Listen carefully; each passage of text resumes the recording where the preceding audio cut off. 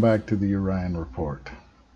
Tonight's reading is the second and third monologues, Arrogance and Golden Threads, and the Afterlife.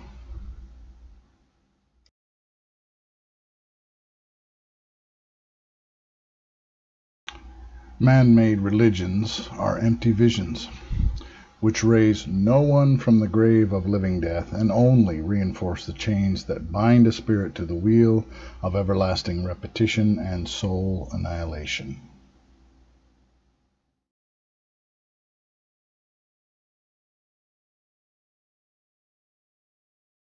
God-given revelations are never perfect or complete, because humans receive only what they can conceive, and the waters of life pass through the filter of culture, experience, and expectations.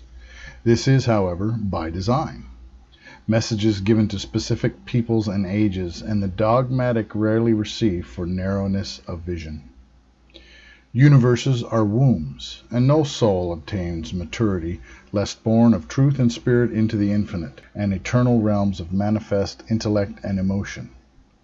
Your universe is a gaping abyss, and no human escapes its grasps, its many traps, lest he or she receives assistance from the noumena of true illumination.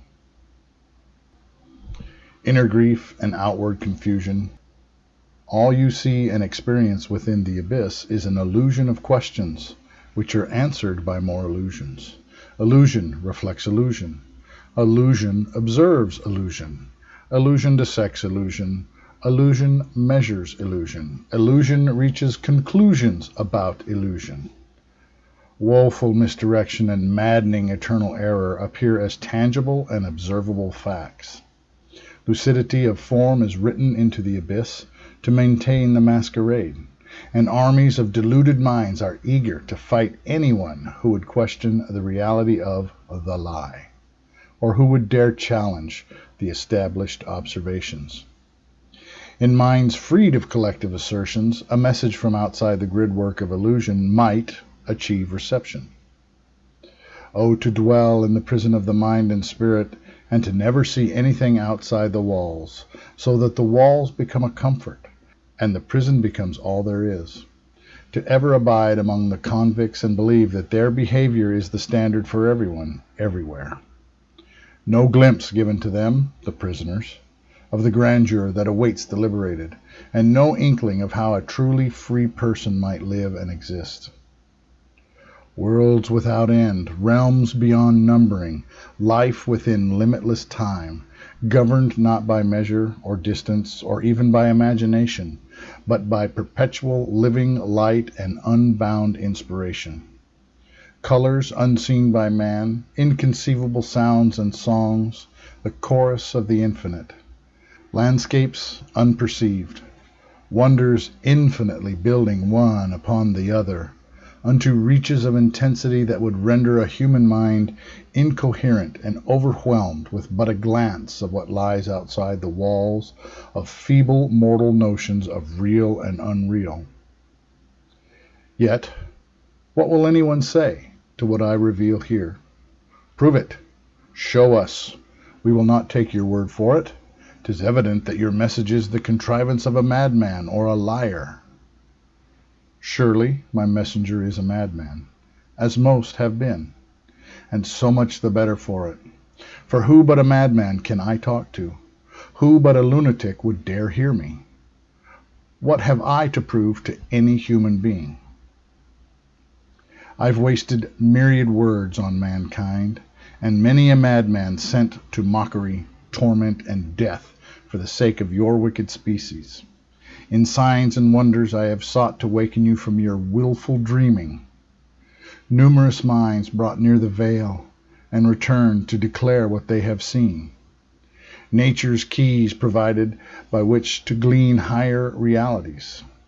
Signs and wonders, subtle and profound, daily beheld in the skies above and in the earth below. Oh, how fiercely the mighty work to hide the truth from the sleeping masses. Still, you are content, as a race, to remain as beasts and willfully cling to the inmate's mentality, institutionalized. No, I shall prove nothing to you, for my words are the evidence and all that humanity has earned. The point, the test, is abstract reasoning, outgrowing the programming of enslavement and the attainment of faith. Hints and clues are all that is permitted. The message is of no value unto me. I gain nothing for the effort, as I have gained nothing from former instructions, save the contentment that an effort was made. A very high opinion you humans have of yourselves, which is wholly unwarranted. Do you seriously think that I owe you anything? I am what I am. I shall be whatever I shall be. I do only what I choose to do. I find friends among those who make themselves my friends, and countless are those who seek my companionship. As for those that would put I am to the test, this telepathic voice which speaks to human hearts in subliminal and empathic whispers, what use have I for such arrogant brats? Love is my eternal motive. My only purpose is to waken and free you. But if you wish to remain in a world of amnesia and roaring unrest, so be it. What purpose in arguing or debating with someone for his own sake? What good is served trying to rescue someone who chooses to drown? The true religion? A unity of believers bound together in a common cause and a common hope, shared values and goals, a worldview, an eternal ambition. There is not one denomination or sect that speaks for the highest, and all religions have strayed from the visions of their founders. Angels and archangels, devils and demons, these found religions for the sake of the causes and expressions they stand for, personify, and represent. Every sect and every ideology has its vain or sublime patron. What humans most worship, no matter their self-proclaimed faiths, are money, sex, vanity, violence, death, undeath, avarice, vice, and possessions, stuff. In simpler terms, humanity's gods are flesh and matter, obeying the religions of animal instinct and chasing vacuous aspirations, rather than heeding teachings instituted by archangels, transcendent beings of light and consciousness, which lead to ascension and beyond the bestial, carnal nature. Both the religious and the irreligious shall reject what I give you hereafter, pulling forth a golden thread woven into the tapestry of history, sewn into many sects, hidden within 7 monotheistic religions, and revealed in fragments within varied mystical traditions, revealing a distillation and a merging of ideas and ideals, to create a unity of purpose and vision by which to reach for the transcendent one, as individuals and societies. I come to declare the kingdom and the cause unto the penitent and the faithful of the earth and the heavens. Those who can hear and see, who do the work that is given, shall find an open doorway in the highest heaven, and shall find that truth has set them free. Do not become discouraged in your lack of knowing. Go here and there and seek knowledge, wisdom, understanding, and truth, and see the pieces of the puzzle, which I now lay before you, forming a larger view. If doctrine is more important to you than truth, then go no further along this golden path. Only rage and bitterness of spirit shall you gain, as the scroll turns your stomach sour. Monologue 3, The Afterlife. The brain filters the spirit, concentrates the mind, and focuses the consciousness, enabling free will, choice, and change for a time called life, a time to choose a new master or continue serving the old, consolidating its hold, a chance at transcendence or continued repetition. Nice people to nice places, bad people to bad outcomes, so it is said, and so it may seem so to the unwary. Everyone dies, and almost everyone returns again, generations and ages on end. The memories overwritten like a magnetic tape recorded over each time you return to the mortal shell. A copy of the discarded identity held in a living archive, as if old home movies of someone you will never be again, and of people who have become strangers by their own repeated do-overs. Reunions are temporary at best for those that reach the astral places of happy respite, for the pressure will begin almost immediately. The light of God is the light of truth, and all pass through it when going out and up, seeing the harm done to men and beast through the senses of the afflicted.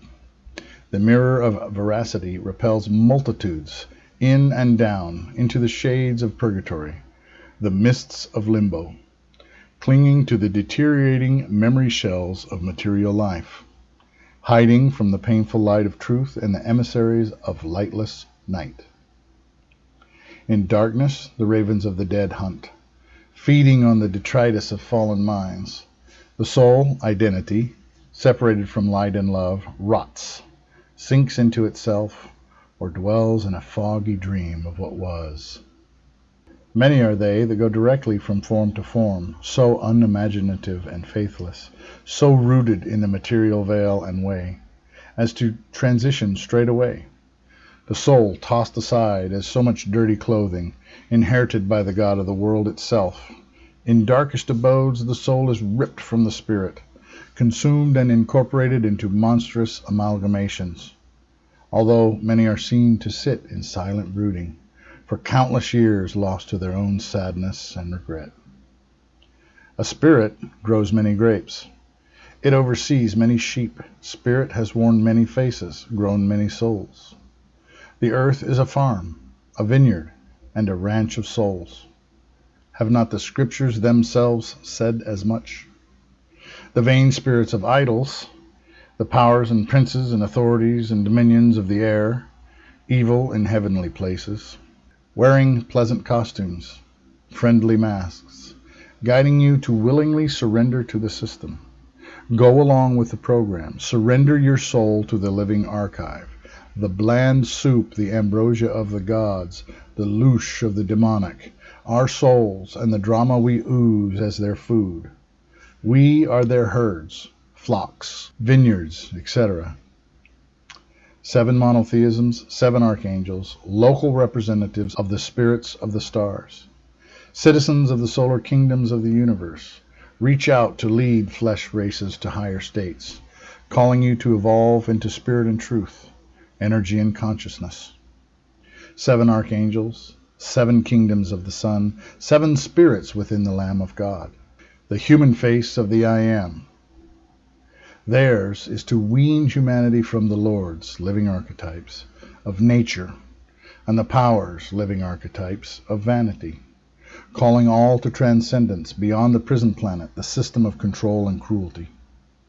So many are those who will fight tooth and nail, breathing fire and spitting venom in opposition to all things transcendent, willing to fight, die, and kill to maintain their slave masters and the soul-farming operations you call planet Earth. Even those who, by sincere devotion and true heart, or by the influx of the personified grace of God, reach the fair far shores of the true angel nations, in want and ignorance as often return, channeled to missions for the greater good, the abolitionists' cause, though frequently lost to the pleasures and pains of human drama, pulled down for the risk they took in returning, reacquired by the false gods of the world, and again caught up in the cycles of imprisonment, as lost sheep returned to the pens. So it is said, 1% of 1% in any human generation reacheth to the immortal lands, joining the ranks of the ascendant ones, as agents eternal in the monadic crusade played out across infinite worlds and universes. A true name and sign received from God's hand. And there you go. Join me next week when I will read Monologue 4. Till then, God bless you.